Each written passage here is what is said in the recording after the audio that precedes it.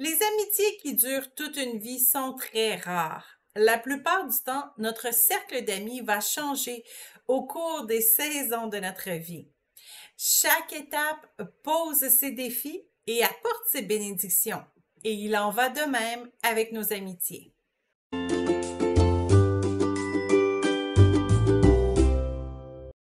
Parmi les plus grands moments de notre vie où nous devrons, en tant qu'adultes, nous créer de nouvelles amitiés, il y a le moment où tous nos amis célibataires sont maintenant mariés.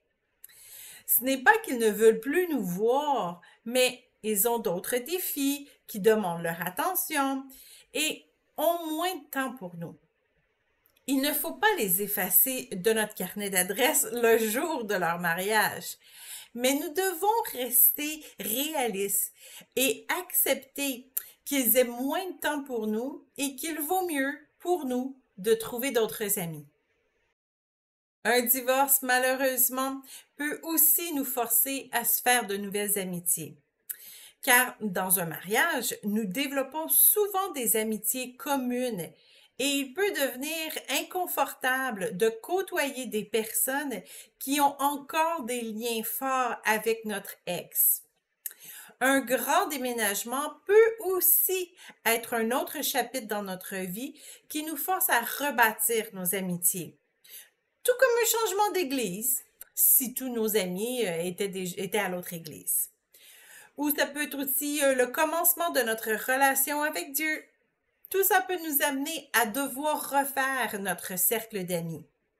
Ou encore, lors de notre retraite, si la plupart de nos amis étaient sur notre lieu de travail, ou lors de notre graduation, si notre cercle d'amis était à l'école. À plusieurs moments dans notre vie, nous pouvons nous retrouver dépourvus d'amis.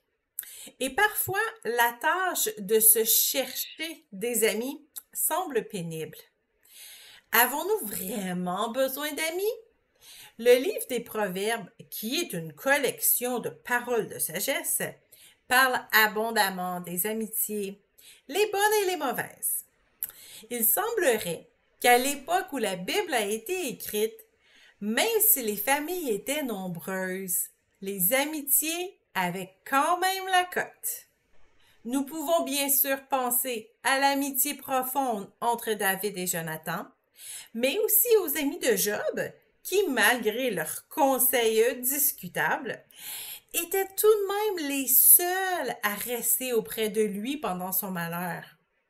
Jésus considérait aussi ses disciples comme ses amis.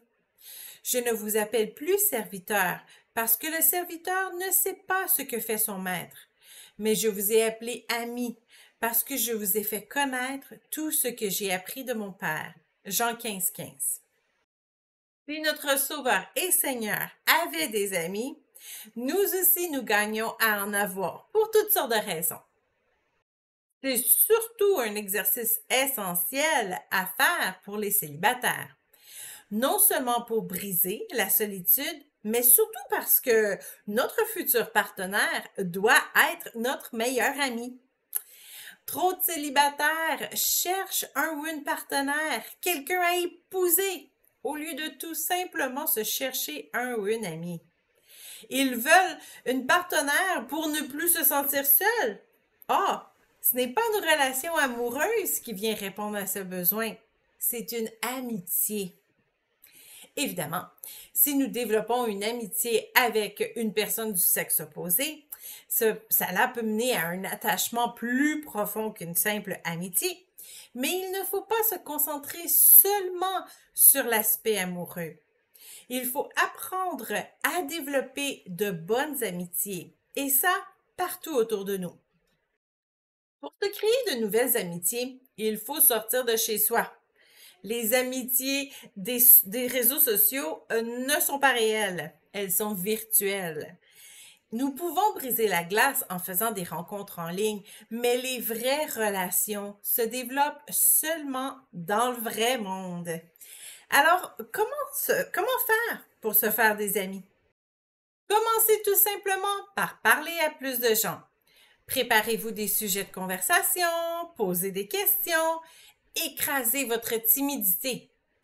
Lorsque vous aurez trouvé une personne agréable qui partage des intérêts, proposez une activité simple. Et si vous passez un bon temps, eh bien, répétez le tout. Faites-vous des amis mixtes. Organisez des soirées de jeu chez vous. Et profitez de la vie. C'est Dieu qui vous l'a donné, non?